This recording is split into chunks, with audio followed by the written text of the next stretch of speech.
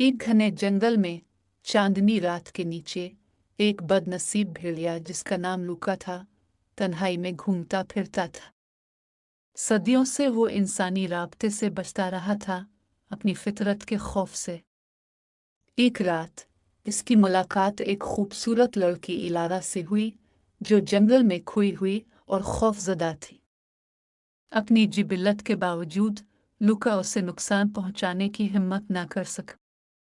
इसके बजाय इसने इलारा को रात के खतरात से बचाया और इसे महफूज तरीके से गांव वापस ले आया।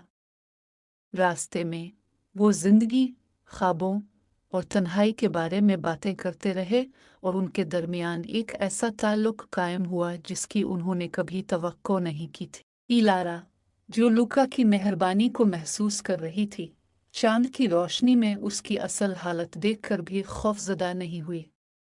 इसने दरिंदे के पीछे छपी हुई रूह को पहचान लिया। इसने वादा किया कि वो हर रात जंगल में वापस आएगी और उसके साथ रहेगी। और यूं उनका रिश्ता मजबूत होता चला गया, लेकिन इनकी मोहब्बत मुकद्दर की देवी के रहम व करम पर थी। गांव वालों ने उनके राज को दरियाफ्त किया और भेड़िया के खौफ से इसे मारने के लिए निकल पड़े।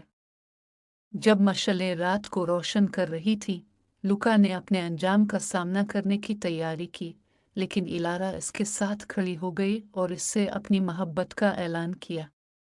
लूका को बचाने की एक आखिरी कोशिश में इलारा ने अपनी जिंदगी की कुर्बानी दे दी ताकि इसका तिलिस्म तोड़ सके।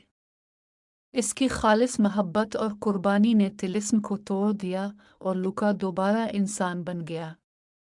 गांव वाले इस मुजज़े को देखकर अपने हथियार नीचे कर दिए।